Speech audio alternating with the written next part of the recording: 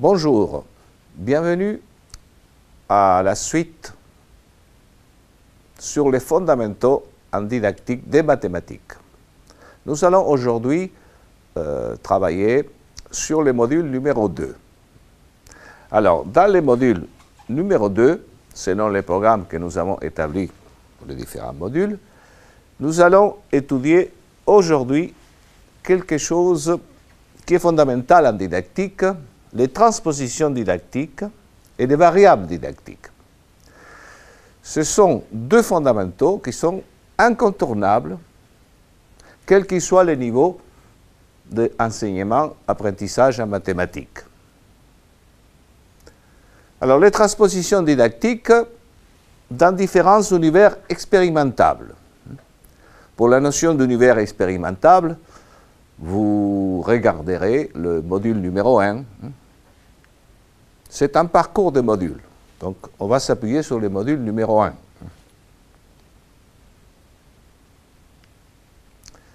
Alors, transposition didactique. On va remonter loin dans l'histoire.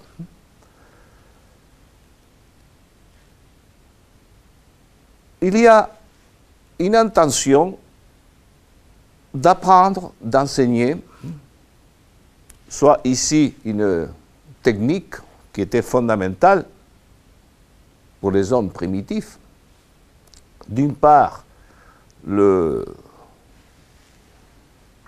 technique pour le taillage des pierres, et d'autre part, la technique pour l'allumage du feu, pour maintenir le feu aussi. Alors, dans ses origines, on pourrait parler de transposition, mais en fait, la transposition dans l'univers expérimentable, c'était quelque chose qui n'avait pas beaucoup de modifications. C'était, on apprenait directement avec les autres, avec les grands. Les petits apprenaient avec les grands. Mais évidemment, les grands, quand ils voulaient montrer à un petit comment tailler une pierre, il avait une intention aussi de transmettre une technique. Donc, il adoptait peut-être des gestes, on ne peut pas savoir, des gestes qui n'étaient pas les plus difficiles. Il partait des gestes plus faciles à apprendre. Donc, déjà, rien que ceci, on peut parler d'une sorte de petite transposition. Ce n'était pas la technique achevée, c'était une technique peut-être un peu simplifiée, qui était transmise au départ en apprenant, en débutant.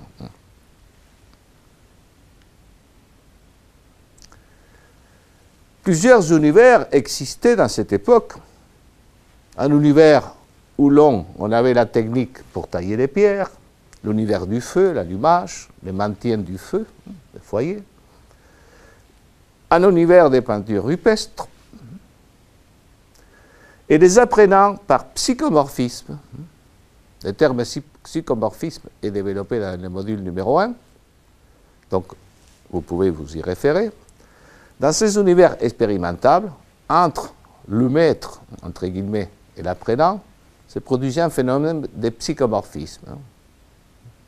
Quand il déplaçait la main droite, l'apprenant déplaçait la main droite. C'était un psychomorphisme très primitif, mais il y avait un échange psychomorphisme dans ces différents univers expérimentables.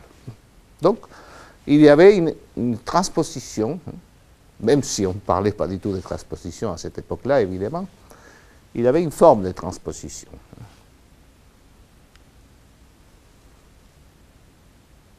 Alors, on peut se référer à une sorte de savoir savant. Comment allumer un feu, quelque chose de savant. Et la transposition didactique, dans ces cas-là, c'était de passer de ce savoir savant à un savoir à enseigner. Comme dit Chevallard, de savoir savant au savoir enseigner. Très important, le feu, n'est-ce pas, dans cette époque-là, c'était primordial.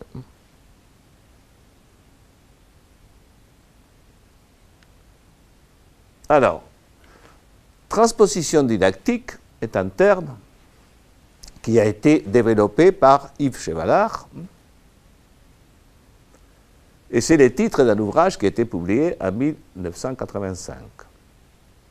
Nous allons aujourd'hui vous présenter différents exemples et on va réfléchir sur cette idée, cette fondamentale, la transposition didactique. Alors, on a choisi la notion de symétrie. Alors, vous voyez ici, on est dans un univers dans lequel on part du produit scalaire.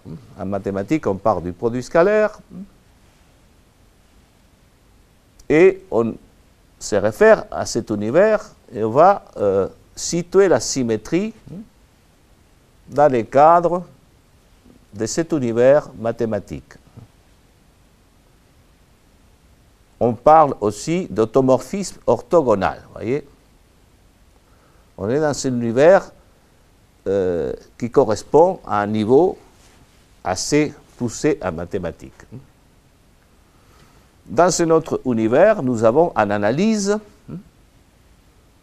une courbe d'équation y égale f de x, où f est une fonction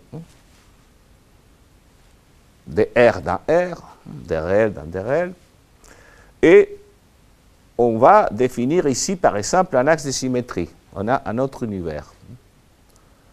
Donc vous voyez que la notion de symétrie prend différentes formes dans différents univers. Cette notion de symétrie, il va prendre encore beaucoup de formes. Par exemple, ici, on est dans l'univers de la feuille unie, des figures codées. Donc il y a ici la symétrie axiale qui se réfère dans cet univers par un codage, l'égalité des longueurs, l'angle droit. Nous sommes ici dans un autre univers où on utilise des nombres complexes et on va définir une symétrie axiale d'axe OX dans les plans complexes par une équation Z' de conjugué de Z. C'est une façon de se référer à la symétrie axiale dans l'univers des nombres complexes et de la symétrie axiale. Ici, nous sommes en maternelle, par exemple.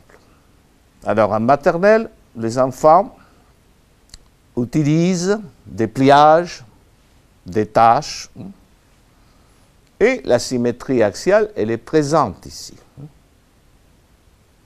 Nous sommes là dans un autre univers, en cycle 2, où on travaille sur des feuilles quadrillées et avec des axes, et les élèves doivent se référer au quadrillage pour travailler sur la symétrie axiale. Nous sommes ici dans l'univers des figures qui possèdent des axes de symétrie certaines. Ici, c'est un univers d'observation dans lequel il y a, dans la nature, dans la biologie de différentes espèces, l'apparition de la symétrie axiale, qui est quelque chose qui appartient à la vie. La symétrie se manifeste par un axe de symétrie des différentes espèces animales et c'est relatif à l'équilibre. Pour ne pas être déséquilibré, on est plus ou moins symétrique. C'est une adaptation de la vie avec la pesanteur, la gravitation. Donc vous voyez qu'il y a différents univers et dans ces différents univers, la symétrie se manifeste. Alors, comme nous avons vu, la symétrie se manifeste de façon différente, mais ceci est relatif à une communauté. Dans la communauté des enfants de maternelle et dans les enseignants de maternelle, la symétrie apparaît sous ces formes-là. Ici, par exemple, pour des élèves qui sont en lycée scientifique, dans une série scientifique, il apparaît sous la forme de nombres complexes. Donc il faut faire attention, parce que quand on dit que la transposition didactique, c'est passer d'un savoir savant et faire des aménagements pour faire un savoir qui va être enseigné, nous avons une position un petit peu différente de celle-ci, dans le sens que la symétrie est travaillée à l'intérieur d'un univers pour une communauté déterminée.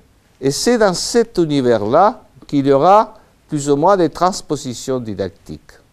Mais ce n'est pas sûr que l'enseignant des maternelles connaisse cet univers-là, entre guillemets, savant, pour travailler la symétrie et enseigner la symétrie à ses élèves de maternelle.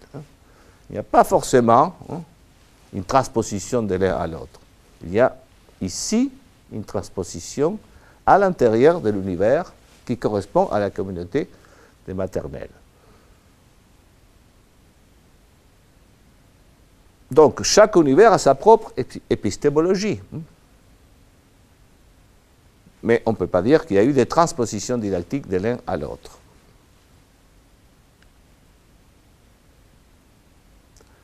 Alors, la symétrie, c'est quelque chose, un élément de la géométrie qui est très ancien dans l'histoire.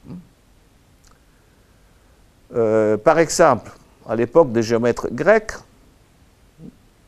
dans les éléments, par exemple, de Thalès, de la géométrie, Thalès affirmait qu'un cercle possédait toujours le diamètre comme un axe de symétrie.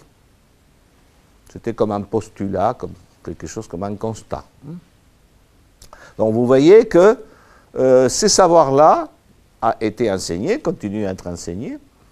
Donc si on se réfère au savoir savant de Thalès et au savoir qui peut être enseigné dans l'univers de la géométrie des figures et de la feuille unie, la distance entre la perception de Thalès et la perception d'un élève d'aujourd'hui, elle est presque nulle. C'est presque la même vision qu'avait Thalès et la vision qu'il y a un élève d'aujourd'hui. Donc on ne pourrait pas dire dans ces cas-là que le savoir savant de Thalès a été transposé au savoir de l'élève d'aujourd'hui. C'est exactement le même type de savoir. Donc vous voyez que la transposition didactique est très importante, mais il faut aussi la situer. Il faut situer la transposition didactique dans un univers, soit, comme tout à l'heure, la feuille quadrillée, ou des figures codées, ou l'univers des nombres complexes et la symétrie axiale. Ici, il y a un univers aussi expérimental, qui est celui du miroir, observer ce qui se passe avec un miroir. C'est un autre univers où la symétrie est présente. Donc il faut les transpositions didactiques les situer dans l'univers de travail de l'élève et de l'enseignant. Et à l'intérieur de cet univers, adapter, faire les transpositions didactiques, mais toujours à l'intérieur de l'univers.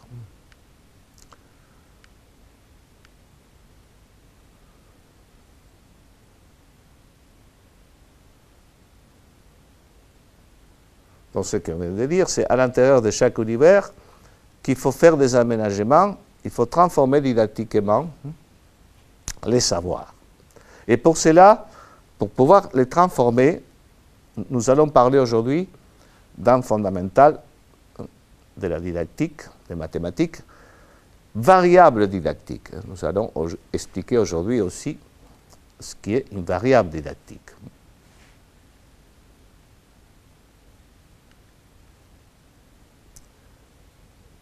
Alors, les transpositions se font de manière aussi naturelle. Par exemple, dans une communauté de savants, quand ils veulent communiquer entre eux, surtout quand ils sont au début des travaux qui apportent une nouveauté, et les savants doivent communiquer entre eux, ils vont adapter leur discours de manière à être compris par les différents confrères, les différents collègues. Parfois, il y a une communauté tout petite, il y a 10 ou 12 mathématiciens dans le monde qui cherchent sur un domaine tout à fait nouveau, et ils s'arrangent dans cette communication pour adapter leur discours, leur message, et ça donne parfois origine à différents univers, hein, qui deviendront des univers plus tard, quand les connaissances vont avancer dans ces domaines nouveaux. Alors ici, j'ai mis un exemple. Par exemple, vous voyez, par rapport à la théorie des graphes, par rapport aux matrices, par rapport aux arbres, des probabilités, il y a différentes manières de communiquer, d'établir des objets mathématiques. Mais ça, c'est quelque chose qui est obligatoire, hein. C'est obligatoire, si on veut communiquer, d'établir des objets qui soient compris par les autres membres d'une communauté. D'une communauté. Je remarque, c'est un univers à l'intérieur d'une communauté.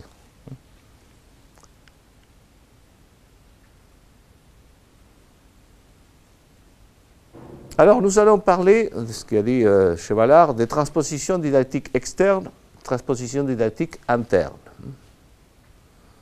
Alors, la différence qu'a établie Chevallard, c'est que les transpositions didactiques externes, c'est tout ce qui entoure de façon un peu extérieure, entre guillemets, par exemple, l'enseignant et l'élève ont des manuels à disposition, l'enseignant il y a les programmes dans lesquels il doit se référer, et tous ces programmes, ces manuels, ce sont des transpositions externes.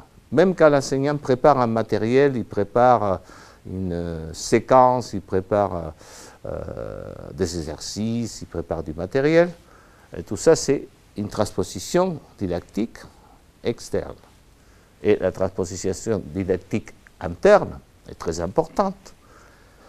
Les deux sont complémentaires, parce que dans l'interne, c'est une fois qu'on a préparé les matériels, on va vivre avec les élèves une situation d'apprentissage.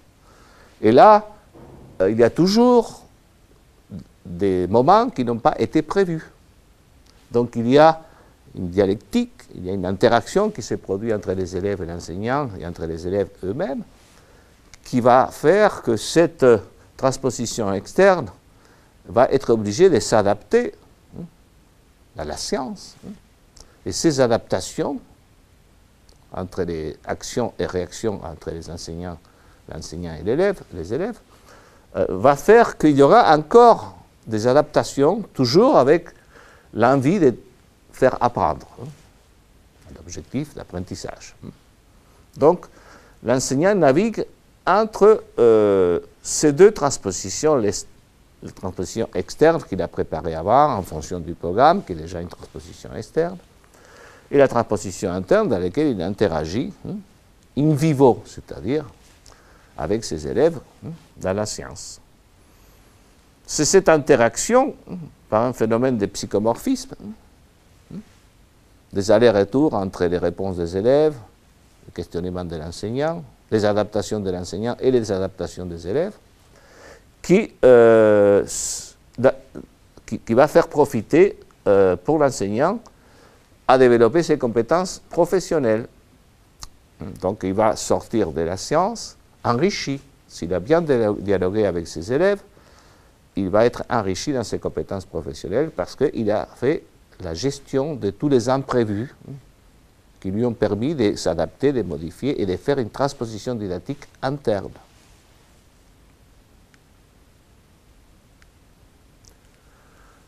Alors, nous allons montrer quelques exemples de transposition didactique externe et interne et d'interaction.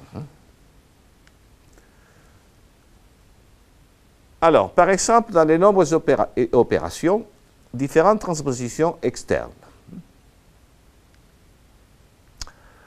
Dans l'univers des entiers naturels de petite taille, c'est un petit univers, les nombres, mettons, les nombres inférieurs à 20, petite taille. Dans cet univers, un élève qui travaille sur une propriété, par exemple l'élève de 5e, il va se mettre dans cet univers petit et il va travailler cette propriété. La somme de deux entiers impaires consécutifs est un multiple de 4. Donc il s'est dit, tiens, j'ai fait 3, c'est un nombre impair, les consécutifs impairs c'est 5, 3 plus 5 ça fait 8, c'est un multiple de 4. 1, c'est un nombre impair, 3, c'est les prochains nombres impairs, 1 plus 3 ça fait 4, c'est un multiple de 4, 5 plus 7, 12.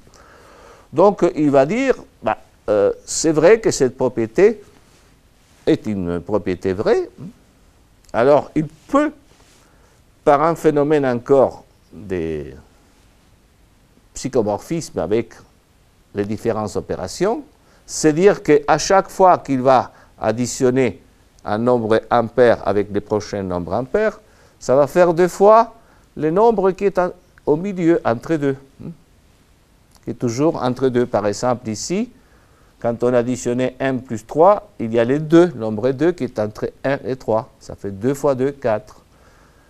Ici, le nombre qui est entre 3 et 5, c'est 4. 4 fois 2, 8. Donc c'est ça qu'il a compris. Il a généralisé.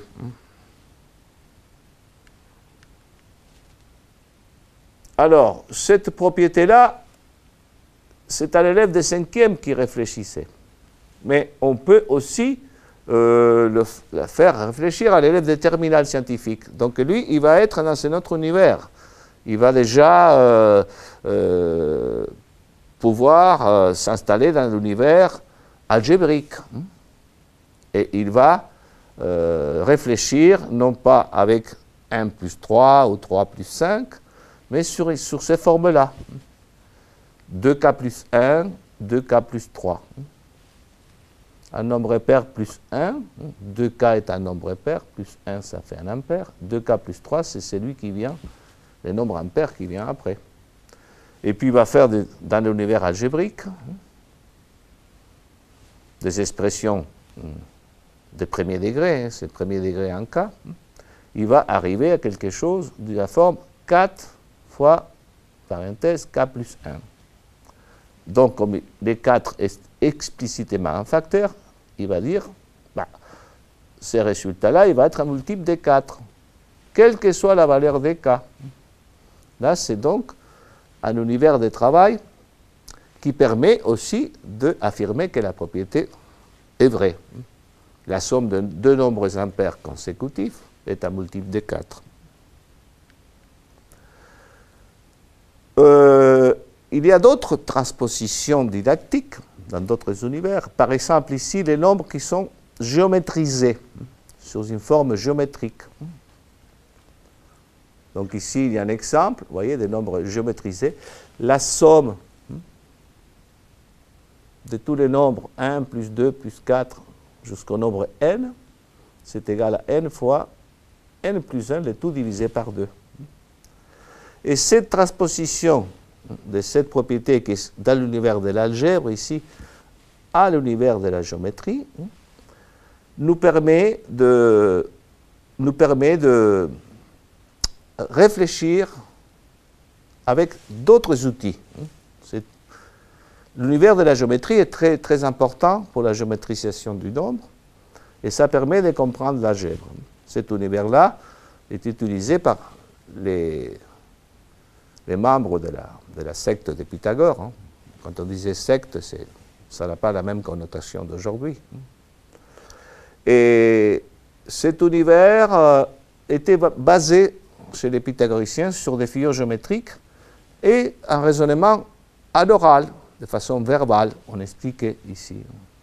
On a 1 plus 2 plus 3 plus 4 plus 5 plus 6, etc. Donc là, vous voyez, n plus 1, et tout divisé par 2. Voyez. Donc vous voyez qu'il y a deux univers, deux transpositions, l'une dans l'univers algébrique et l'autre dans l'univers des nombres géométrisés. J'ai mis aujourd'hui quelques-unes parce que cet univers géométrisé est un univers riche et puissant pour comprendre un peu l'algèbre pour des élèves. Je conseille aux enseignants d'utiliser cet univers qui géométrise un peu les nombres. Donc ici, nous avons une autre propriété, par exemple, n plus 1 fois n plus 1, c'est n fois n plus n plus n plus 1. N fois n plus n plus n plus 1. N plus 1, vous voyez? N fois n, pour compter combien y a-t-il, plus n plus 1. Vous voyez?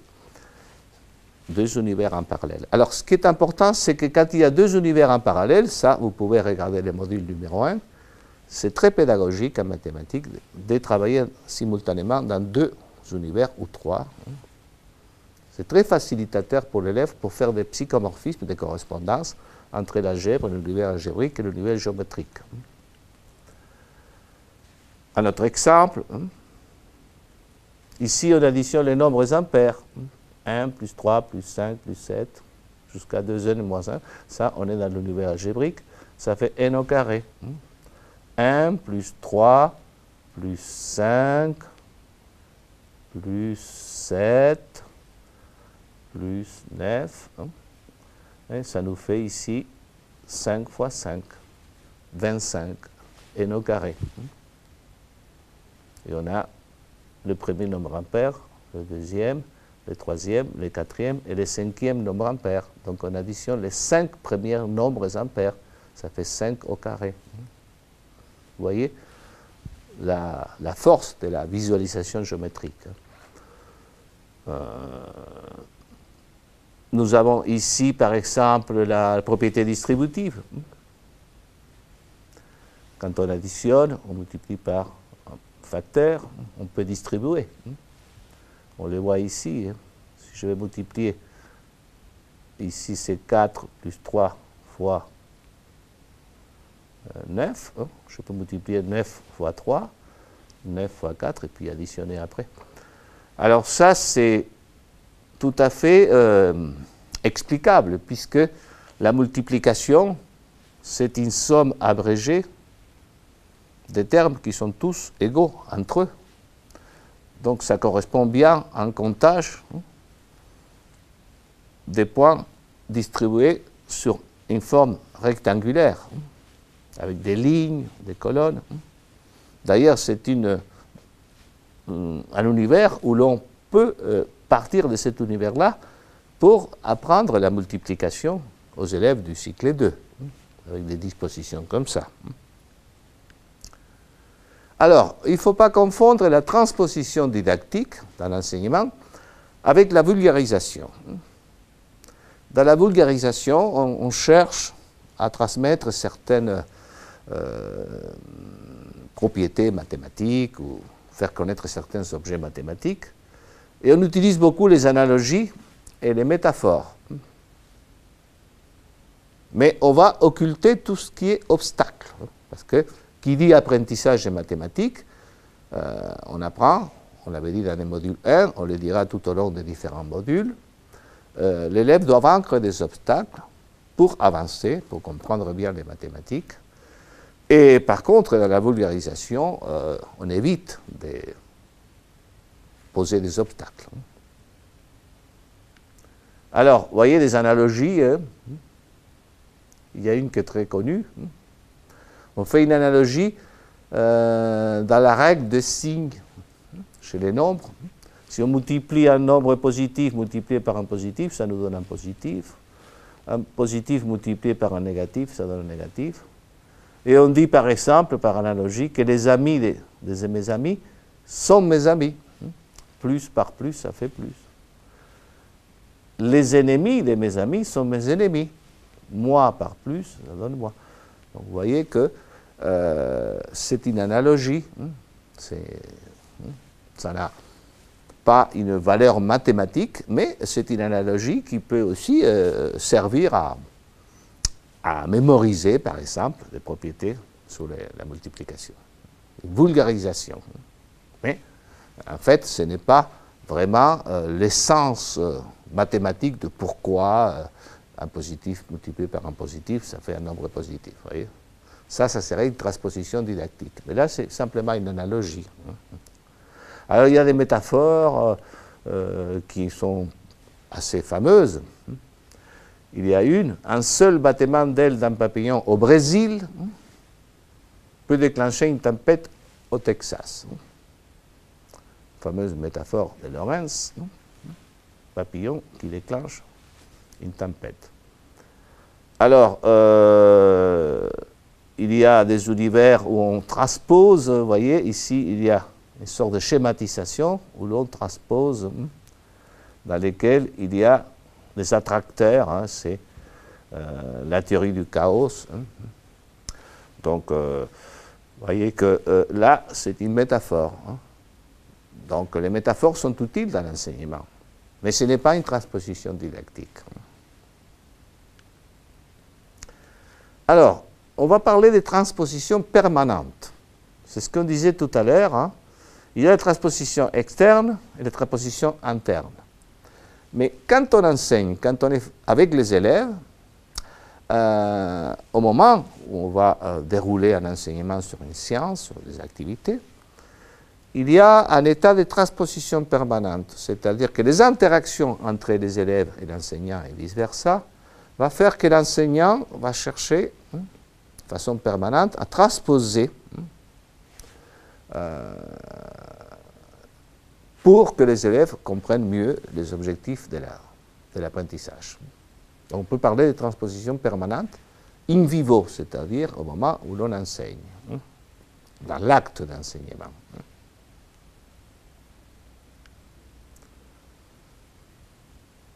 Alors, nous allons montrer quelques exemples de cette transposition interne, qui est très importante. Un enseignant doit être en état de transposition permanente quand il rentre enseigner. Au module 1, nous avons mentionné l'exemple, quand on parlait de l'apprentissage et des psychomorphismes entre les univers expérimentables des bandes dans lesquelles les élèves manipulaient, vous vous référez au module 1. Et à un moment donné, les élèves proposent d'écrire 4 sur 1 pour signifier que 4 petites bandes rouges étaient superposables à la bande d'unité. Dans ces cas-là, l'enseignant a transposé. Il a dit, bon, je vais m'adapter à cette réponse et je vais renvoyer l'analyse de l'écriture 4 sur 1 ou 1 sur 4. Et après cette transposition qui n'était pas prévue, ce moment de transposition, les élèves ont fait un objet d'apprentissage sur les codages pour écrire les fractions.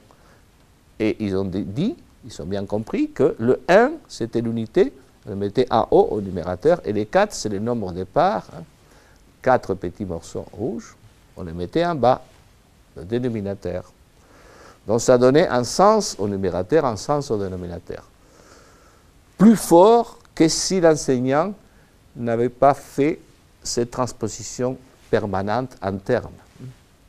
S'il avait dit non, non, c'est comme ça, c'est toujours un 1 en haut, un 4 en bas. Donc vous voyez, le fait d'avoir tenu compte des réponses des élèves, cette interaction a donné plus de sens aux élèves sur les rôles du numérateur, dans ces cas-là, les rôles de l'unité, et les rôles du dénominateur, le 4, les nombres de parts. Lors de l'introduction des angles droits, c'est un exemple qui a été montré, développé dans le module numéro 1, les élèves avaient ils ont proposé une autre procédure, qui est celle qui était prévue par l'enseignant. L'enseignant avait fait une transposition externe, il avait prévu que les élèves allaient plier la feuille d'une certaine manière pour résoudre un problème, et il y a eu des élèves qui ont plié d'une autre manière. Et donc là, il y a une adaptation, ça donnait lieu à une discussion scientifique avec les élèves pour confirmer que les deux procédures étaient valables. Si vous voulez, vous allez voir le module numéro 1, mais je vous le rappelle ici, la procédure prévue, c'était que les élèves, ils allaient faire un pliage il y a un repliage, et ils ont obtenu la solution.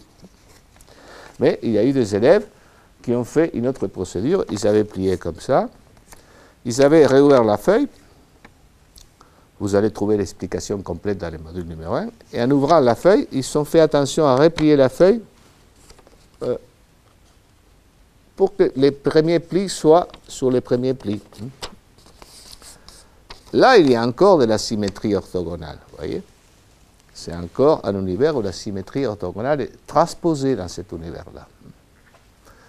Donc vous voyez que c'est encore un exemple de transposition didactique interne. Donc on peut affirmer qu'il n'y a pas d'enseignement qui peut se passer de cette transposition interne, en interaction avec des élèves in vivo, au moment où l'on enseigne. Il y a encore à s'adapter, à faire des transpositions didactiques internes dans ce cas-là.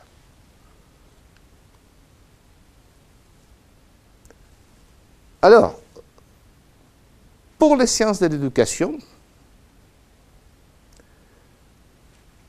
il s'assimile ce qui a été dit par Chevallard. N'oublie pas que Chevallard a dit des savoirs savants qui va être transposé pour devenir un savoir à enseigner. Alors, dans les sciences de l'éducation, ils sont assimilés un peu les savoirs savants au savoir universitaire. Donc, dans ces cas-là, si c'est un savoir universitaire qui va être transposé pour être enseigné, par exemple, en collège, donc il y aura une transposition didactique externe dans ces cas-là, qui se manifeste souvent sur l'écriture des programmes. Mais dans ces cas-là, c'est une question aussi de la sociologie, c'est-à-dire, dans une société, qui décide des programmes? Comment sont établis ces programmes? Comment se font ces transpositions didactiques externes? Je vous montre aujourd'hui un exemple historique pour cette partie consacrée à qui fait les programmes. Par exemple, un exemple historique, c'est au moment de la Révolution française, où l'on a décidé de faire apprendre en France, dans les écoles primaires et les écoles primaires supérieures, les systèmes métriques décimales, des systèmes décimales. Donc vous voyez que on identifie ici clairement que les programmes de mathématiques où l'on devait enseigner les élèves à apprendre les systèmes décimales, c'est quelque chose qui vient de l'Assemblée nationale, vous voyez, très haut. C'est là qu'il y a eu la naissance des programmes consacrés à l'enseignement des nombres décimaux, des systèmes décimales. Je vous montre ici quelques ouvrages un peu du 19e siècle.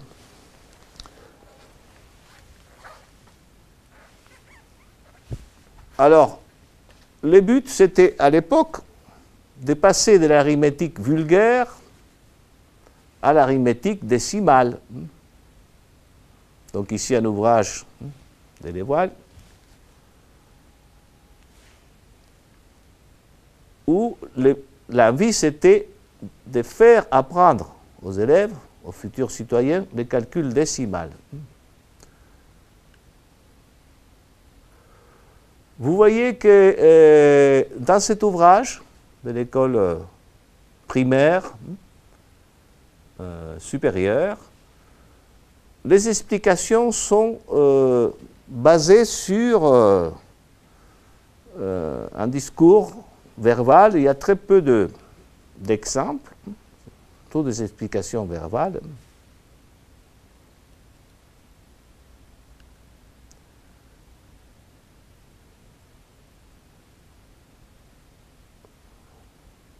Donc vous voyez que on écrivait encore de la chose qui change sans joie, ou sans jouer, OIT, c'est une écriture qui est encore ancienne. Le système décimal, il y a une envie de modernité. En même temps, l'auteur a écrit dans un français qui n'était pas tout à fait celui qui venait au 19e, c'était encore plus ancien. Donc il s'expliquait dans cet ouvrage, voyez, comment apprendre à ne plus utiliser l'arithmétique vulgaire, des fractions vulgaires, et passer par des fractions décimales.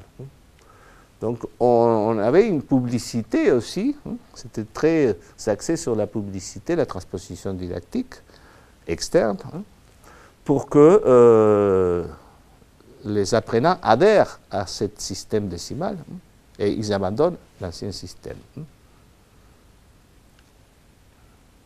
Vous voyez les explications, c'est très verbal tout ça, il y a du texte. Toujours les OIT. Vous voyez les transpositions didactiques, fractions décimales, représentées par le numérateur seulement. Le dénominateur qui est sous-entendu est toujours l'unité. C'est-à-dire que, et toujours l'unité, ça veut dire que dans cette époque-là, soit l'unité c'était les dixièmes, soit l'unité c'était les centièmes ou les millièmes, selon l'unité. Et ici on a 35 millièmes. 35 millièmes. Donc on séparait les unités et 35 millièmes, selon le nombre de chiffres après la virgule. Donc vous voyez, ramener une fraction décimale à une fraction vulgaire à une fraction décimale. Donc vous voyez une transposition didactique, juste après la Révolution, pour divulguer les systèmes métriques décimales et les nombres décimaux.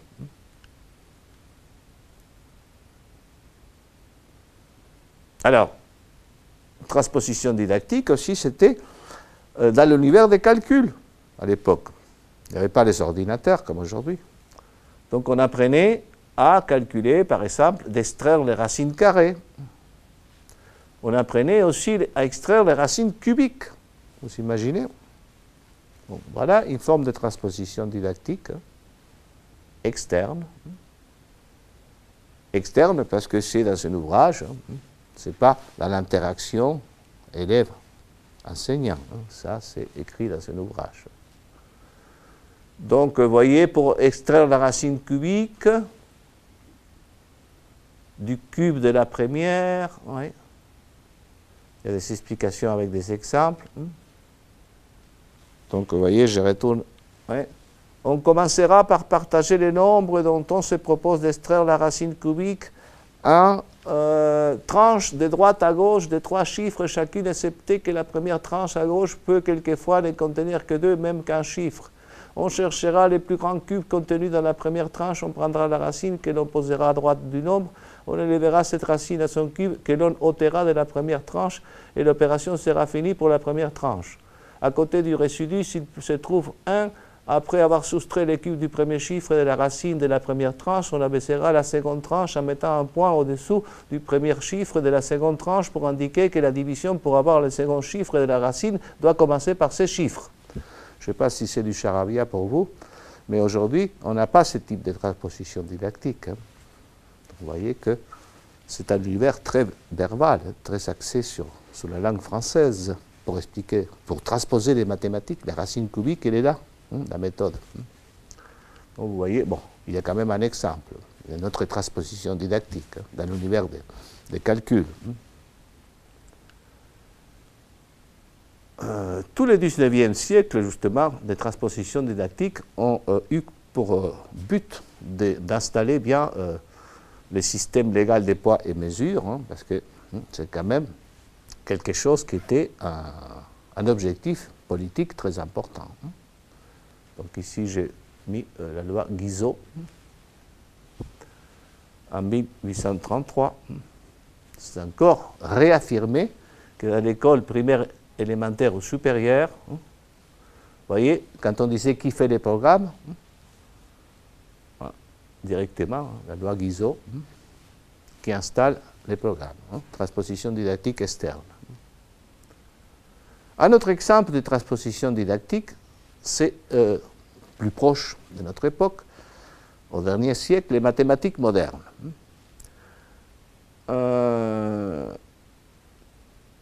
C'est un exemple qui colle très bien à ce qui a été dit par Yves Chevallard. C'est-à-dire, c'est parti d'un avis des savants universitaires, donc c'est un peu au sens des sciences de l'éducation, les savoirs universitaires, qui allaient être transposés pour être enseignés à différentes communautés d'élèves. Alors ici, c'est un texte très long, mais c'est pour voir qui était derrière, vous voyez. Commission internationale pour l'étude et l'amélioration de l'enseignement des mathématiques. Il y avait ces gens-là derrière, les mathématiques modernes, les mathématiciens choqués. Donc, c'est toute une mouvance des années 50, 60 et puis après 70 qui a abouti à la commission dirigée par les mathématiciens Lichtchenlovitch aux années 70 et qui s'est proposé comme objectif de réformer tout l'enseignement des mathématiques en France. Et ils ont créé un dispositif en même temps de formation des enseignants. Cela a donné lieu à la naissance des IREM, l'Institut de recherche et d'enseignement des mathématiques. Donc, il y a un ici sur l'Académie des Caen, dont je fais partie, heureusement, pour moi, depuis un certain nombre d'années. Institut très riche en didactique des mathématiques. Et ça a été aussi impulsé par cette commission qui les a installés. Alors, il y a deux caractéristiques de cette transposition didactique externe. C'est que cette réforme des mathématiques devait s'adresser à tous les élèves, quel qu'il soit leur avenir. Même ceux qui vont se consacrer aux mathématiques, comme ceux qui vont peut-être jamais de leur vie utiliser trop de mathématiques. C'est pour tout le monde pareil. Et puis, en même temps, deuxième caractéristique importante, quels que soient les élèves, mais quels que soient les niveaux aussi, c'est-à-dire de la maternelle à l'université. Les mathématiques modernes pour les petits et pour les grands. Alors, ces deux objectifs sont devenus un obstacle après. Parce que tout le monde ne pouvait pas s'intéresser aux mathématiques de la même façon et tout le monde ne pouvait pas apprendre la symétrie, non pas par des tâches d'encre, comme on va voir aujourd'hui, un exemple que je vous montrerai, mais que c'était par des structures plus abstraites. Alors, voyez par exemple une transposition de cette époque-là en exercice de mathématiques modernes. Donc c'était exactement comme ça. Il y avait tout un tas d'apprentissages sur des symboles. Et l'élève devait mettre les symboles qui correspondaient ici, soit celui-ci, soit celui-là, soit il y avait 4 choix ici pour mettre là ou là. Alors il y avait une symbolique aussi. C'est une transposition dans un univers symbolique des ensembles, des éléments. On parlait comme ça, l'ensemble. Vous voyez ce type de transposition des mathématiques modernes. Alors, ce type de transposition dont on a parlé dans la diapositive précédente, ici j'insiste que les problèmes des ensembles, par exemple ici, écrire l'ensemble C, alors on dit A intersection B égale à C, on peut les transposer dans des tables de vérité, par exemple, comme un produit. 0 fois 0 égale 0, 0 fois 1 égale 0, 1 fois 0. Ici, c'est pareil que là, mais ce sont des diagrammes dans lesquels on multiplie, mais sous la forme d'un tableau. Ici, on dirait plutôt de la forme vectorielle, comme des vecteurs. Alors ici, il y a une transposition dans les fameux diagrammes des 20 qui ont été très diffusés avec des mathématiques modernes. C'est une transposition. Dans les circuits électriques, montage en série, 1 fois 1, ça passe. S'il y a un qui est ouvert, c'est 0. 1 fois 0, ça ne passe pas. 0 fois 1, ça ne passe pas non plus. 0 fois 1. Nous avons ici, il y a un 0 qui s'est glissé là. Alors c'est là, voilà. 1 fois 1 égale 1. Voilà. 0 fois 0 égale 0. Voilà. Et ici, pareil, 1 fois 1 égale 1. Le courant, il passe. Et on a aussi une autre schématisation dans les circuits électriques aussi. C'est d'autres univers. Ce sont des univers différents. Ce sont des transpositions différentes. Alors, nous allons développer les glissements métacognitifs dans d'autres modules. Mais ici, l'occasion est venue pour vous parler aujourd'hui aussi de ce qui se passe quand on transpose dans des univers particuliers. Ce type de diagramme était considéré comme une bonne transposition didactique pour réfléchir sur les ensembles. On disait, bon, on va réfléchir comme ça avec des diagrammes de ce type-là, des diagrammes d'Evin. Mais les élèves ne comprenaient pas forcément comment ils fonctionnaient, les diagrammes d'Evin. Donc, vous voyez, les glissements métacognitifs, ça veut dire qu'on fait une transposition didactique dans un univers, mais dans cet univers-là, ce n'est pas un univers expérimentable. Pour la notion d'univers expérimentable, vous regarderez le module numéro 1. Par exemple, regardez, ici, dans cet univers des diagrammes d'Evin, il n'est pas expérimentable, parce que quand on fait comme ça, on dit l'ensemble A, l'ensemble B, et puis aussi, on va dire que c'est A inter B. Ici, il y aura les éléments qui appartiennent à A et qui appartiennent à B. Ça, c'est l'enseignant, c'est les diagrammes d'Evin. Mais pour l'élève, ce n'est pas un univers expérimentable. Un univers expérimentable était celui des bandes, par exemple, montré dans le module 1. Un univers expérimentable, pour un élève du cycle 2, cycle 3, du collège, c'est l'univers géométrique des pliages, par exemple. Expérimentable parce qu'il peut anticiper. Mais ici, il ne pouvait pas anticiper. Il fallait trouver une deuxième transposition didactique pour expliquer comment ça fonctionnait, ce système de diagrammes d'Evin. Donc il y a un glissement, parce que les diagrammes d'Evin devraient rendre service à l'apprentissage des mathématiques. Ce type de diagramme, on disait, bon, ici nous avons par exemple des multiples de 3. Des multiples de 3, on va l'écrire comme ça par exemple. Donc nous avons par exemple le nombre 3. 3 est un multiple de 3. Et ici par exemple les multiples de 2. 2 est un multiple de 2.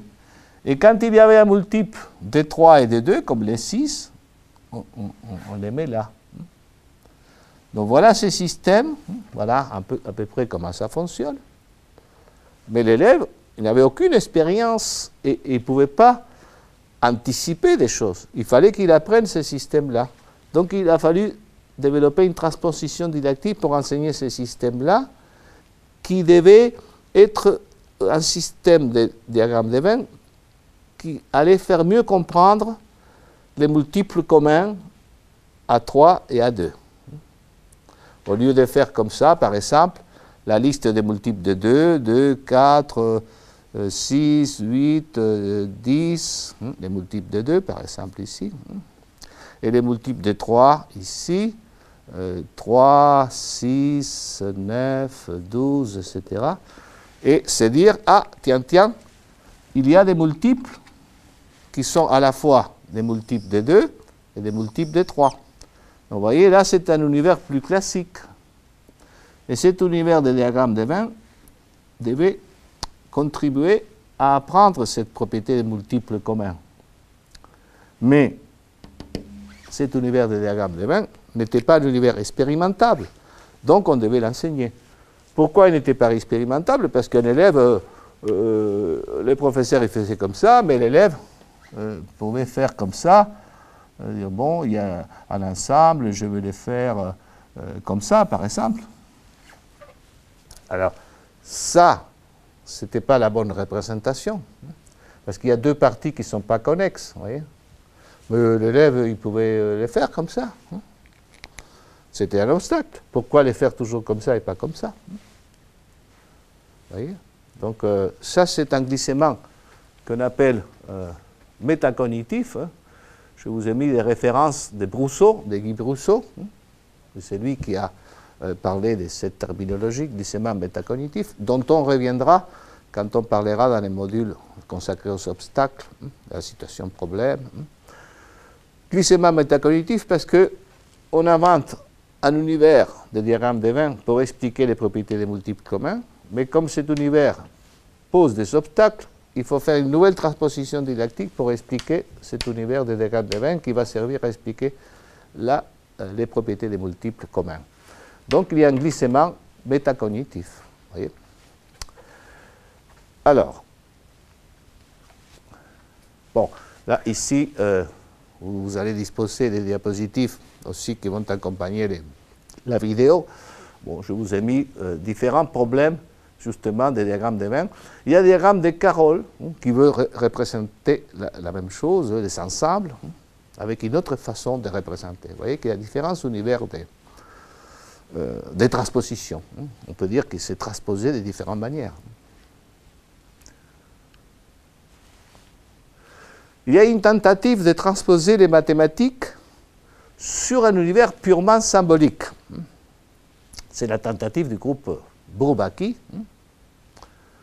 donc j'ai mis ici Théorie des ensembles, Nicolas Bourbaki, premier tome, 1970, c'était à l'époque des mathématiques modernes et un peu avant aussi. Alors, vous voyez qu'on réfléchit sur l'univers symbolique. Et parfois, vous aviez des pages, des symboles entières. Pour lire 3 pages pour une propriété mathématique, vous passez facilement une bonne petite heure ou 2 pour déchiffrer un peu cet univers de la communauté Bourbaki. Alors, qui dit transposition didactique externe, il y a aussi des commissions qui travaillent aujourd'hui aussi sur des différents programmes d'études, des différents objets mathématiques qui doivent être enseignés à différents niveaux. La International Commission on Mathematical Instruction, il est très importante cette commission qui prend en charge sur tous les problèmes de transposition pour enseigner. Que faut-il enseigner, que faut-il pas enseigner, ça réfléchit sur ça. Transposition didactique externe. Alors, nous avons parlé au début du module des variables didactiques. Aujourd'hui, nous avons 2 fondamentaux, transposition didactique et variable didactique. Alors, cette notion de variable didactique, encore Guy Brousseau, 82. Voilà ce qu'il dit Brousseau. Des modifications de certaines variables qui sont dans l'activité préparée de façon externe, qui va être proposée aux élèves, on peut agir sur des variables a priori, avant de se lancer dans la science, pour dire, tiens, si j'ai modifié telle ou telle valeur de cette variable, les élèves vont se comporter de façon un peu différente. Ils vont se trouver confrontés à un obstacle, ils vont changer un peu leur procédure, la façon d'agir, leurs attitudes aussi. Donc tout ça, c'est très important pour tout enseignement de bien cibler l'univers où la transposition didactique va être réalisée, l'univers, si possible expérimentable, au départ d'une notion, et aussi, à l'intérieur de cet univers de transposition didactique, dans les différentes propositions que l'on va faire aux élèves, devoir identifier quelles sont les variables didactiques qui vont permettre la maîtrise de la part de l'enseignant pour plonger bien les élèves dans une situation qui va leur permettre d'apprendre.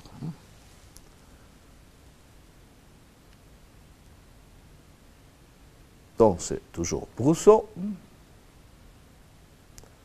on prévoit, en agissant sur les variables, on peut provoquer des adaptations, des régulations des apprentissages. C'est-à-dire c'est les élèves qui vont réguler avec l'enseignant. Alors, je vous montre quelques exemples. Si vous avez regardé les modules 1, parce que je conseille de regarder les modules les uns après les autres, c'est un parcours qu'on vous propose ici cette année. Dans les modules 1, on avait parlé de l'apprentissage des fractions dans l'univers expérimentable des bandes que les élèves fabriquent. Une variable didactique importante qui a été dite, c'est le choix de la longueur de la variable de la bande unité. C'est une variable. On peut choisir une bande d'unité de 10 cm, de 20, de 18, de... Bon. Mais on a choisi 12 cm. Pourquoi? Parce que 12 cm, les 12, l'unité c'est les centimètres, est un nombre 12 qui a beaucoup de diviseurs. Il peut se diviser par 2, par 3, par 4, par 6. Alors dans ces cas-là, comme 10, il y a moins de diviseurs, ça permet de travailler sur des fractions entières, un quart, un sixième, un demi, plus facilement quand on a 12 cm.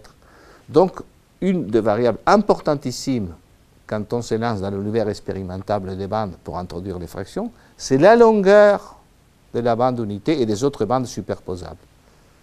On a choisi la valeur 12 cm. C'est une valeur de la variable didactique qui a déclenché plein de choses. Vous allez voir dans le module 1. Dans le module 1, nous avons présenté un exemple aussi sur l'univers de géométrie des pliages et des droites. Des droites par pliage.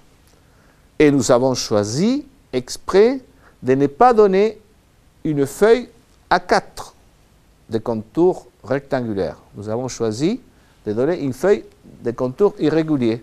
Donc vous voyez qu'ici, c'est une variable qualitative. Soit le contour est rectangulaire, feuille A4, soit le contour n'est pas rectangulaire et plutôt irrégulier. Donc nous avons deux choix. Nous avons choisi une valeur de cette variable qui correspond à la qualité avoir un contour irrégulier. Pourquoi? Parce que justement, si vous regardez bien les modules 1, si vous avez regardé, vous avez vu que le but, c'est que les élèves soient dans ces situations de problème pour trouver l'angle droit comme solution d'un problème. Donc, on ne veut pas d'angle droit dans une feuille A4 au départ. C'est pour ça qu'on a choisi contour irrégulier. Donc, une variable didactique, ça peut être une variable qualitative. Nous avons montré dans les modules 1 aussi les choix quand on travaille dans l'univers des doigts de la main pour apprendre les premières notions sur le nombre cardinal, ordinal. Et ici, une variable didactique, c'est par exemple la taille des nombres cardinaux proposés à travailler aux élèves, les petits élèves de maternelle. Et on peut par exemple dire, on va travailler avec des nombres d'une taille inférieure à 5. C'est un choix qui se justifie parce que si on additionne des nombres inférieurs à 5, deux nombres inférieurs à 5 additionnés, ça va donner une somme qui est inférieure ou égale à 10. Et comme on a, avec les deux mains, on a les 10 doigts, ça permet de trouver un équilibre dans ce petit univers de travail. Vous voyez que le choix des variables didactiques est important. Ça peut être aussi de choisir de travailler avec des nombres plus grands que 5, avec une intention de rupture. Ah, plus grand que 5, si on additionne 7 et 7 plus 6, les doigts de la main ne suffisent plus. Donc c'est peut-être pour les amener à utiliser des jetons, ou utiliser autre chose, ou la bande numérique, vous voyez. Donc selon les valeurs qu'on a choisies pour le nombre qu'on donne aux élèves à travailler, ça peut déclencher soit une facilité, soit un obstacle, et les faire justement exprès pour que les élèves aient besoin de sortir des doigts de la main et aller vers un autre univers, par exemple, dans les bandes numériques.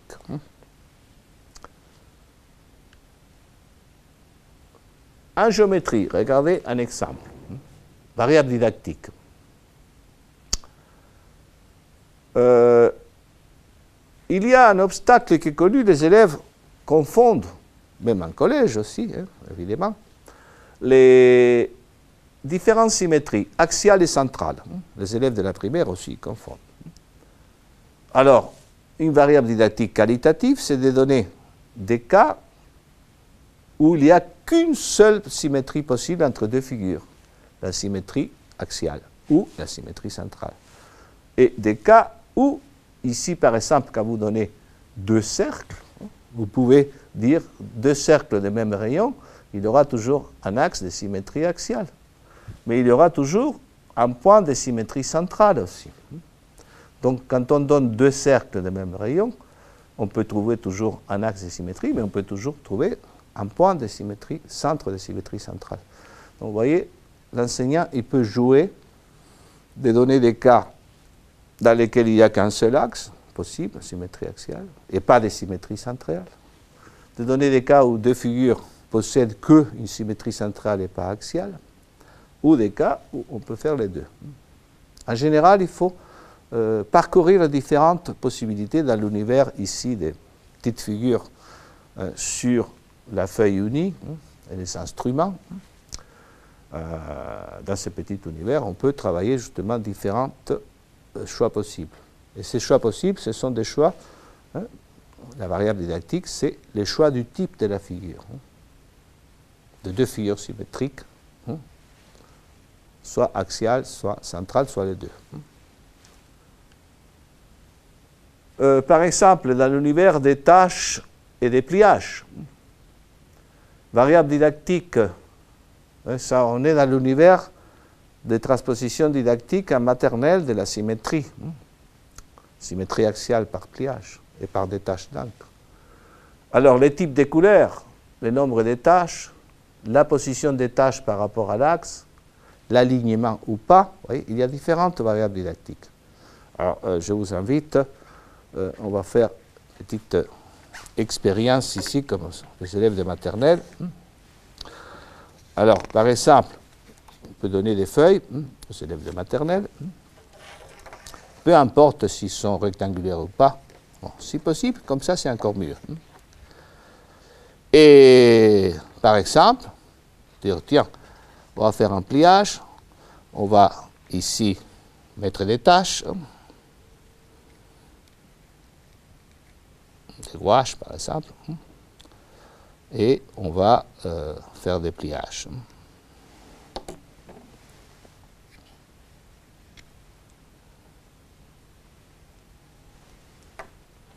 Alors, déjà, je manipule trois couleurs par exemple.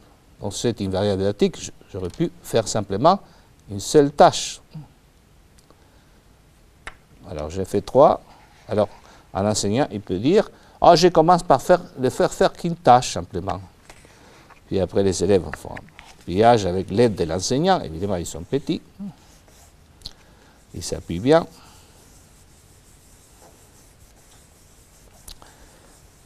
Une fois que j'étais en Finlande, dans une école maternelle, ils faisaient ça avec une sorte de poudre, avec un fer à repasser qui était très intéressant, parce que la chaleur permettait de fixer la poudre, une sorte de poudre plastique. Alors regardez ce qui se passe. Les élèves constatent des choses par rapport au pliage, vous voyez. Vous voyez, hein? Alors, on peut jouer aussi sur des alignements. L'enseignant peut aider plus ou moins les élèves de maternelle en disant, tiens, on va faire comme ça, on va essayer de les aligner, on va les aider pour les aligner. Alors ça veut dire quoi les aligner? Ça veut dire que par rapport à l'axe, vous voyez, par rapport à l'axe, ils sont plus ou moins alignés. Alors on fait la même opération. On est dans l'univers des pliages et des taches d'encre. Que se passe-t-il dans ces cas-là? Des choses intéressantes. Ils sont plus ou moins tous alignés. La tache noire qui était très proche de l'axe, son image, elle est proche. La tache rouge qui était la plus éloignée de l'axe, ça sera la plus éloignée. Donc on peut constater la tache bleue qui était entre deux, est aussi entre deux dans des images. Vous voyez? Donc il y a plein de choses. Il ne faut pas leur parler comme ça aux enfants de maternelle. Les enfants de maternelle sont dans un univers expérimental, ils constatent, ils parlent. Ils peuvent dire, ah oui, la rouge est là, la bleue, oui, la noire, il se touche presque à l'autre, tiens, la rouge est plus loin, des choses comme ça. Mais la verbalisation est importante, il faut faire parler les petits. Il faut dire, faut les accompagner, les inciter à parler un peu, en grande section par exemple. Alors vous voyez, plus tard, quand ils vont être en collège, ils vont dire que si un point est entre deux points, ici un point A, un point B et un point C qui est entre deux, ben, quand on va faire la symétrie axiale, le point qui était entre deux, C' sera aussi entre A' et B'. C'est la même propriété. Vous voyez, c'est la même propriété, sauf qu'ici c'est des tâches, l'univers des tâches, la transposition didactique est dans l'univers des tâches. Et quand je vous parle des distances et des points qui sont ordonnés, là c'est une autre transposition didactique au niveau des propriétés géométriques, au niveau du collège. Alors dans la transposition didactique, les élèves qui passent après un cycle 2, ils ont fait beaucoup de choses comme ça en maternelle. Alors là, c'est une transposition didactique. Ce n'est pas que du jeu, ce n'est pas que de l'artistique. Il y a un but mathématique, c'est pour ça qu'on a les choix des couleurs, les choix de l'alignement, des variables didactiques, les choix de la position par rapport à l'axe. Alors ici, on est dans un autre univers, transposition didactique dans l'univers des feuilles quadrillées. Et dans cet univers aussi, il y a des variables didactiques. Par exemple, la position de l'axe. Est-ce que l'axe, il est sur une des lignes du quadrillage? Ou bien l'axe, est-ce qu'il traverse les quadrillages de façon oblique? Donc la position relative de l'axe dans les quadrillages est importante. Et puis en même temps, ça j'insiste beaucoup dans la didactique des mathématiques, qu'il faut faire un enseignement progressif, mais qui tient compte de ce qui a été fait précédemment. Si les élèves ont travaillé beaucoup dans des tâches d'encre sur des feuilles uniques, comme ça et tout ça, là, ils ont constaté des choses, l'alignement, et là, ici, ils peuvent faire la même chose, vous voyez, on va faire la même chose qu'ici, une tache noire, une tache bleue, une tache rouge,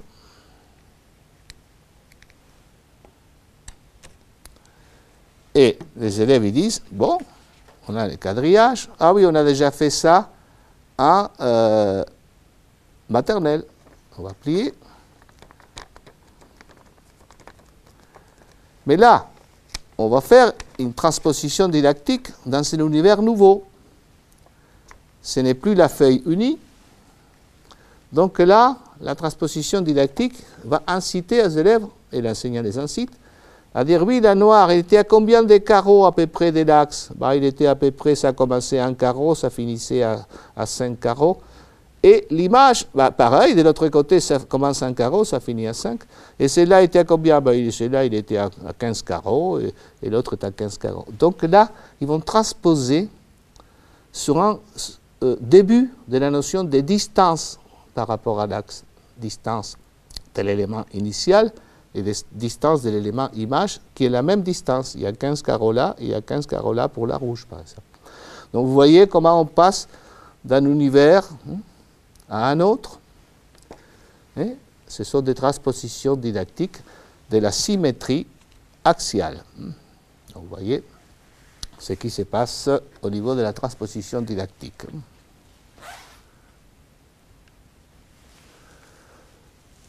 Ici, on vient de parler, quand on est dans l'univers des feuilles quadrillées, de la géométrie avec des quadrillages, de la symétrie axiale, la position de l'axe est importante. Si les figures ont des sommets dans les nœuds, dans chaque nœud de l'axe ou pas, la présence des segments obliques par rapport au quadrillage, tout ça, ce sont des variables didactiques qui permettent à l'enseignant de réguler avec ses élèves de proposer une transposition didactique externe qui va lui permettre de réguler dans la transposition didactique interne, à l'intérieur de la classe, des réponses des élèves avec le but qu'ils fassent des pas en avant dans l'apprentissage de la symétrie axiale. Alors, la notion de saut informationnel, c'est toujours Brousseau, notre grand maître de didactique des mathématiques, on peut l'appeler comme ça. J'ai eu la chance de pouvoir travailler avec lui. Et c'est quelqu'un de remarquable parce que c'est un fondateur de la didactique des mathématiques et qui, encore aujourd'hui, n'arrête pas de produire, heureusement. Et donc là, vous voyez que la notion des sauts, c'est-à-dire que quand on change les valeurs des variables didactiques, quelquefois les élèves pouvaient répondre avec une procédure, avec une façon de se prendre par rapport aux questions, et répondre. Mais quand on change, on met une autre valeur, alors les procédures qui étaient expérimentables pour les élèves, accessibles, deviennent plus expérimentables. Et non, non, ça ne fonctionne plus. Et il va falloir apprendre une autre façon de se prendre, une autre procédure. Il y a un saut informationnel. Pourquoi il y a un saut informationnel? Parce que, regardez ici, j'ai mis un exemple. Alors, cette notion de saut informationnel, ça continue aussi, tout est une continuité. Par exemple, Jean Piaget, le fameux psychologue cognitiviste genevois, nous a dit qu'il y a toujours un ancien équilibre, une situation problème, dont on parlera dans un module consacré aux situations problèmes, c'est-à-dire quelque chose qui pose problème, pose obstacle. Et après, les élèves commencent à assimiler de nouvelles procédures, de nouvelles formes de connaissances. Ils vont s'accommoder. Ils vont aller vers un nouveau équilibre, un nouvel équilibre. Et ce nouvel équilibre va lui permettre d'apprendre des choses. J'ai mis un exemple ici, par exemple, 15 billes à partager entre 3 enfants. Là, les élèves, ils peuvent bon, ce schéma-là correspond à notre problème, mais c'est les schémas que j'ai voulu montrer. Ils peuvent se débrouiller par des schémas, même par des schémas. Ou par une division, s'ils connaissent 3, ou partage entre 3 élèves. Mais par contre, si on met les mêmes énoncés, mais avec 138, donc on a changé. Qu'est-ce qu'on a changé? La variable didactique, c'est les rapports relatifs et la taille. Il y a 2 variables ici. La taille des nombres, 15 et 3, ce sont des nombres petits, inférieurs à 20. Ici, 138, déjà, est un nombre important. Et par contre, l'autre, 4, on a laissé une petite taille. Donc on peut jouer sur la taille du dividende, du diviseur, et sur les rapports relatifs de 2. C'est une autre variable. Ici, les rapports relatifs de 138 divisé par 4, c'est un nombre important. Donc en jouant comme ça, les procédures un peu par schématisation, faire des petits schémas, ben, ils ne fonctionnent plus. Donc les élèves sont conviés à résoudre ces problèmes et ils disent non, ce n'est pas la peine que je fasse des schémas comme ça, je vais passer toute la matinée, je vais me prendre autrement. Donc, je vais faire des CC, 30 x 4, 120, 40 x 4, vous voyez, 35, c'est un peu une recherche sur un autre univers, l'univers des calculs, calculs posés en ligne. C'est plus l'univers des petits schémas avec des croix, c'est l'univers des calculs. Donc vous voyez que l'élève est incité à transposer lui-même, transposer de cet univers à celui-ci par exemple, dans lequel il apprendra la division euclidienne. Le but, c'est qu'il trouve un nouvel équilibre avec l'opération de division euclidienne. Vous voyez, c'est important cette histoire de saut informationnel entre un univers et un autre, en jouant sur les valeurs des variables didactiques importantes de cette activité, de cette situation d'apprentissage. Alors on va aussi dans d'autres modules approfondir sur les obstacles. J'ai profité aussi, puisque je vous ai parlé d'obstacles aujourd'hui, de vous montrer les 3 principaux obstacles en didactique des mathématiques. Obstacles ontogénétiques liés au développement du sujet, de sa psychologie, de ses compétences cognitives. L'obstacle didactique est lié à la transposition didactique. Vous voyez que là, par exemple, quand on transposait pour les ensembles ici de Venn, on ne se rendait pas compte à l'époque que cette transposition didactique avait créé d'elle-même un obstacle aux élèves. Mais cet obstacle, c'est dû à la transposition didactique elle-même. Peut-être si on n'avait pas fait cette transposition-là et qu'on avait travaillé simplement ici, peut-être, l'obstacle n'a pas été le même. Donc un obstacle didactique est celui qui se produit selon le type de transposition didactique. Et un obstacle épistémologique, c'est lié à la structure mathématique, qu'en général, la structure mathématique, ça vient avec le développement des mathématiques. On est passé de l'arithmétique vulgaire, tout à l'heure vous avez vu, au nombre décimaux, on est passé des nombres géométrisés à l'algèbre, on vous a montré ça aujourd'hui. Donc vous voyez que ça peut provoquer des obstacles, mais qui sont liés à la structure mathématique. Alors je ne vais pas rester simplement sur les définitions verbales, je vais vous montrer des exemples. C'est le but de tous ces modules, c'est travailler avec des exemples, soit des manipulations, soit ici, regardez par exemple. Un obstacle connu, c'est que les élèves disent qu'un carré n'est pas un rectangle. À la fin de la primaire, au début du collège, ils n'acceptent pas. Pourquoi ça? Parce que ça correspond au développement de l'intelligence logique des enfants de cet âge-là. Les enfants de cet âge-là, et même des adultes, parfois, on agit par exclusion. Si c'est un carré, ce n'est pas un rectangle. Et si c'est un rectangle, ce n'est pas un carré. Bon, on ne peut pas être les deux à la fois. Donc ça, c'est un refus qu'ont les enfants à cet âge-là. Piaget disait l'intelligence formelle. Par exemple, connu ici, regardez. Les enfants face à une figure comme ça, tout simple, un segment AB et un point C sur le segment. Si vous le faites réfléchir à un moment donné, il va dire qu'il n'y a que deux segments ici présents. Le segment AC et le segment CB. C'est tout. Pourquoi? Parce qu'ils sont déjà pris. Avec AC, ils prennent une partie. Avec CB, ils prennent une deuxième partie. C'est une partition, ils sont pris. Déjà, tout est pris. Et ils refusent de dire qu'il y a aussi le segment AB. Vous voyez? Donc, c'est un obstacle lié au développement psychologique de l'enfant, développement cognitif. Alors, obstacle didactique, par exemple, je vous montre aujourd'hui, c'est connu, certains élèves 4,56, ce sont deux entiers, 4 d'un côté et 56 de l'autre, séparés par une virgule. Ils voient ça, comme deux entiers. Ils ne voient pas ça comme un seul nombre.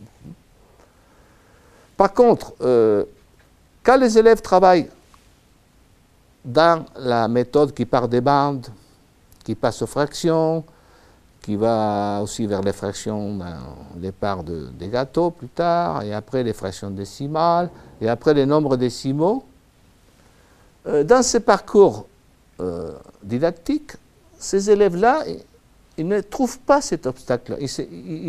Cet obstacle-là n'apparaît pas. Ils voient ça comme simplement une traduction d'une fraction décimale, 456 centièmes, c'est ça. Donc là, c'est une écriture de la fraction. Ils ne voient pas ça comme deux entiers séparés. Par contre, les élèves, jadis, ont présenté les nombres décimaux en parlant, par exemple, en croyant faire une transposition didactique qui était conçue comme une bonne, mais en fait, ça produisait un obstacle didactique. Quand on enseignait, par exemple, par les mesures, on disait 4 mètres et 56 centimètres. Ça, c'est 4,56 mètres. Bon, on écrivait comme ça. Mais en fait, l'élève, il disait les 4, c'est les mètres, et les 56, c'est les centimètres. Donc, ce sont deux entiers. Donc, on a créé un obstacle didactique ici pour ces élèves. Aujourd'hui, on n'enseigne plus comme ça, on enseigne soit à partir des bandes, c'est généralisé, et après les fractions décimales, Donc, cet obstacle n'apparaît plus. C'est un obstacle lié à la transposition didactique. Celle-ci, il va produire cet obstacle.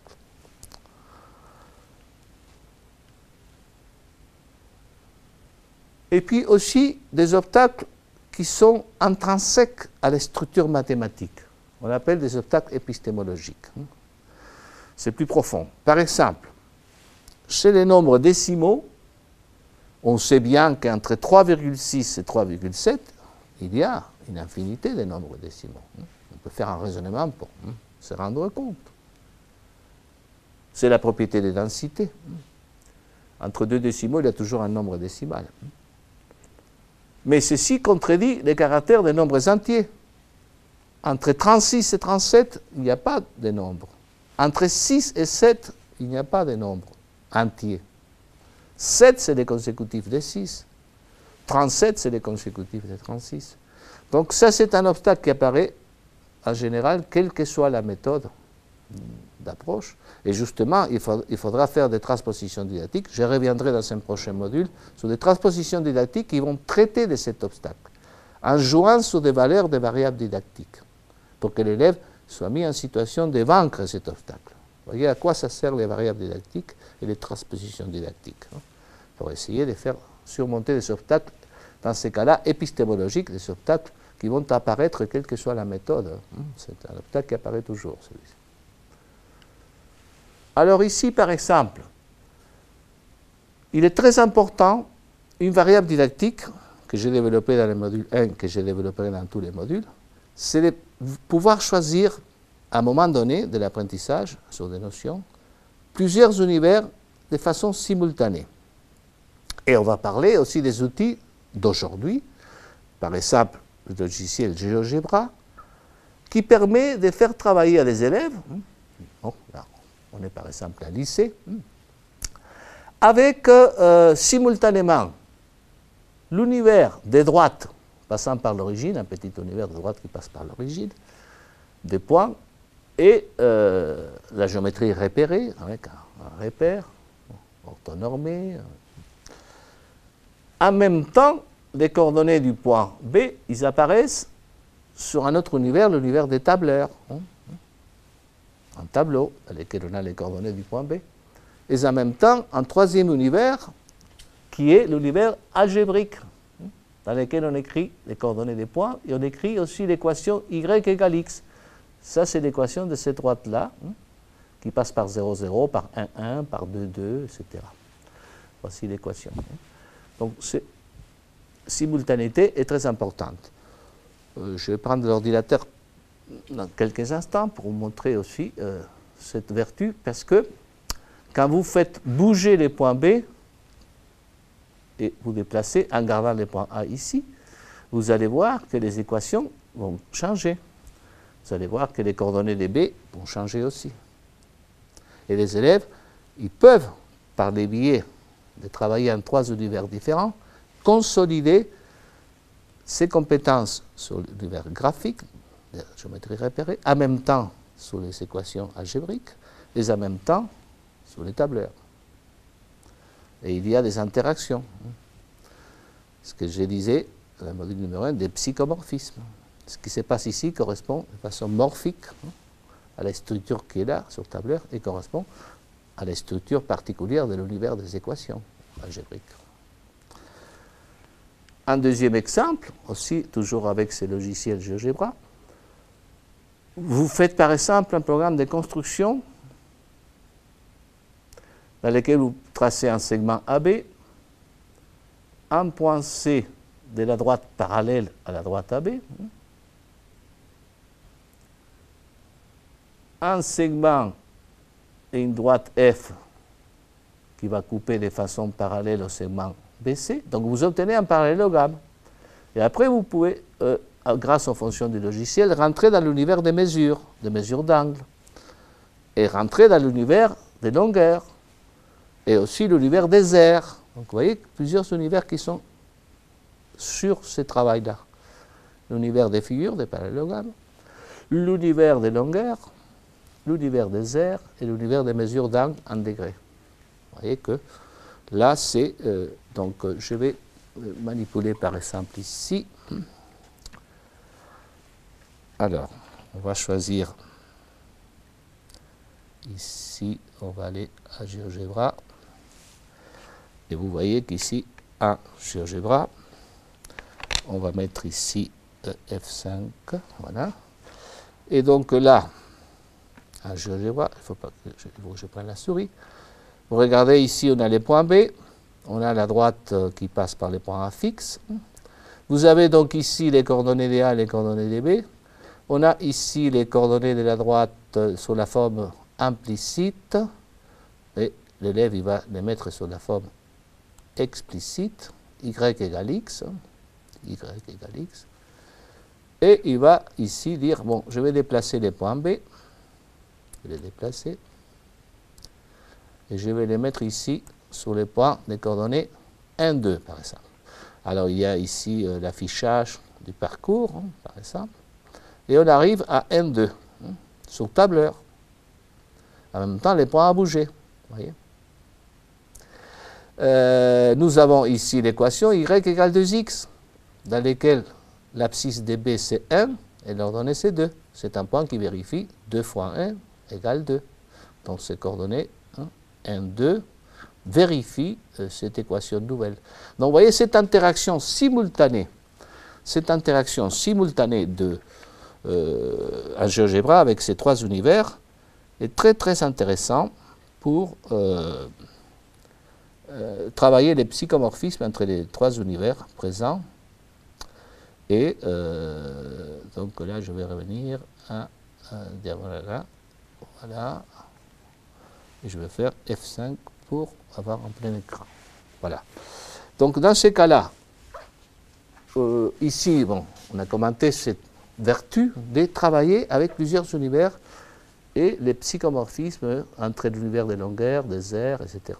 Alors ici, selon les types de construction, ils vont peut-être tomber sur, ça c'est les transpositions didactiques de l'enseignant, sur des micro-variables didactiques, c'est-à-dire il va choisir un programme de construction tel que on va garder par exemple la hauteur, et on va faire bouger ça pour obtenir des parallélogrammes, et la hauteur constante. Donc, les élèves peuvent constater que l'air est constant dans ces cas-là, et que par contre, les longueurs, ils peuvent changer. Mais il y a deux longueurs qui ne changent pas, puisque le segment AB est fixe. Vous voyez, ça, ce sont des micro-variables didactiques.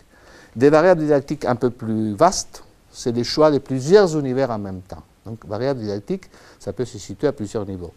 C'est un micro-variable, et puis des variables plus générales, choisir ou pas de travailler simultanément avec plusieurs univers.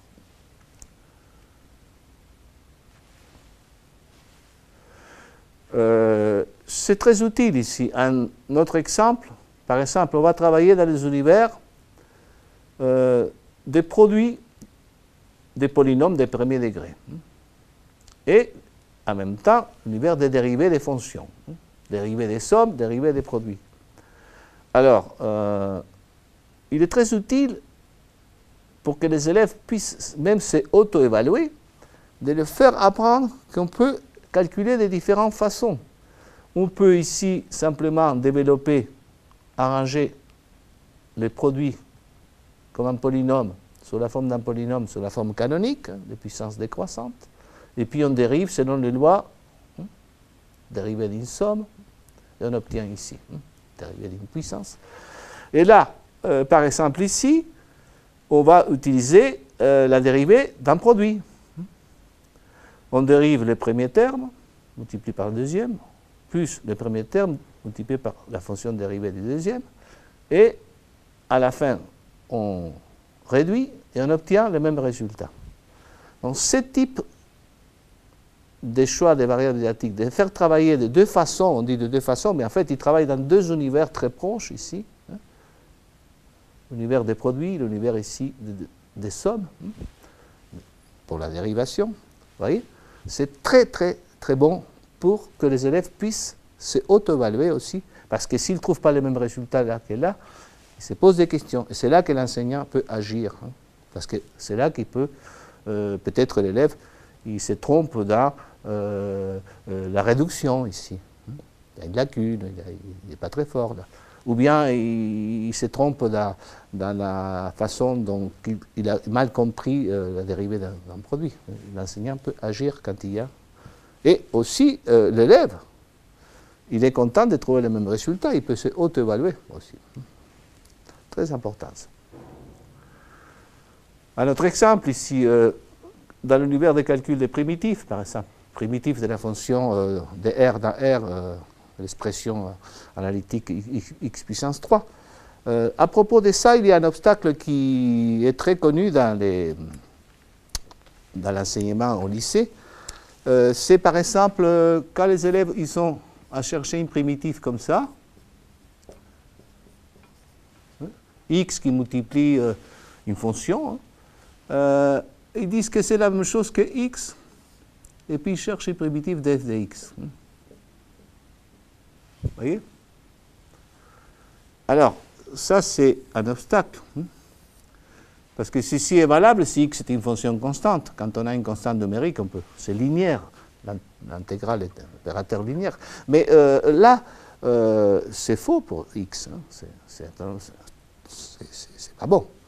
Et donc, dans ces cas-là, quand il y a obstacle, l'enseignant doit penser des transpositions didactiques, des microtranspositions, dans l'univers de l'intégration, la recherche des primitives des produits de x par une fonction.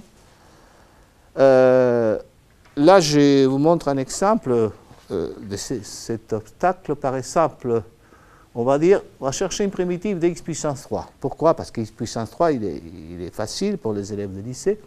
Ils peuvent la trouver par la recherche des primitives d'une fonction puissance de R dans R. Donc c'est x puissance 4 sur 4.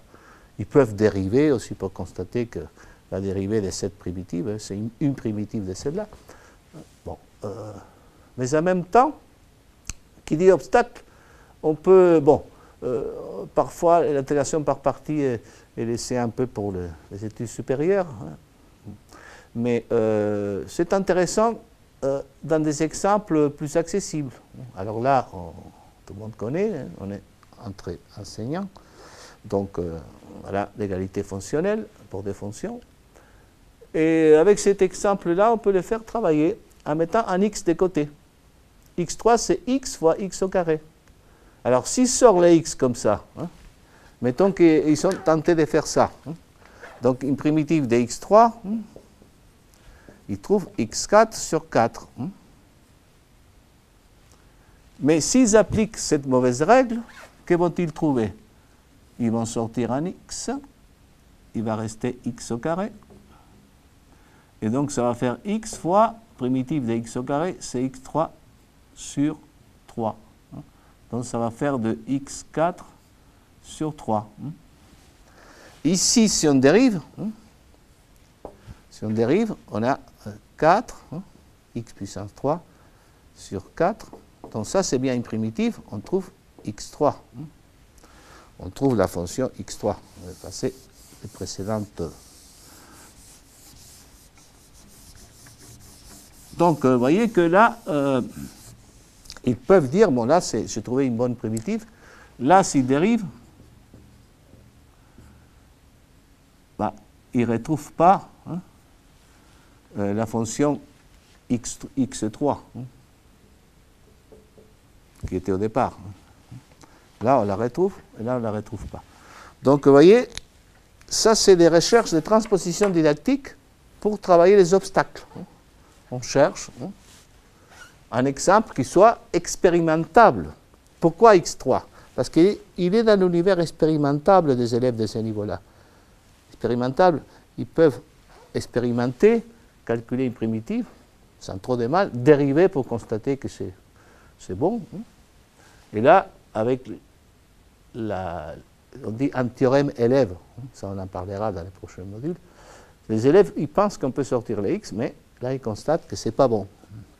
Alors, c'est important, quand il y a un obstacle, de choisir une transposition didactique qui permet aux élèves de surmonter l'obstacle. Très important. Donc, je répète pour les modules d'aujourd'hui sur les transpositions didactiques et les variables didactiques, qu'il y a les transpositions externes et les internes. Et l'enseignant navigue entre ces deux-là pour les élèves, mais aussi pour lui-même, parce que quand il est convié à chercher des bonnes transpositions externes et les proposer aux élèves, et dans l'interaction, les élèves avancent, lui-même aussi, il est en train de s'auto-former. L'expérience de l'enseignant. Elle est faite beaucoup dans cet aller-retour, c'est une dialectique entre transpositions externes et internes. Qui dit dialectique, dit psychomorphisme. Il y a deux univers, l'externe et l'interne, qui interagissent, et par cette correspondance des structures, l'enseignant va se former de plus en plus dans ses compétences professionnelles. C'est un phénomène psychologique, psychomorphisme. Eh bien, je vous invite donc à poursuivre les différents modules. Vous avez les programmes qui est affiché dans Canal U. Et au prochain module.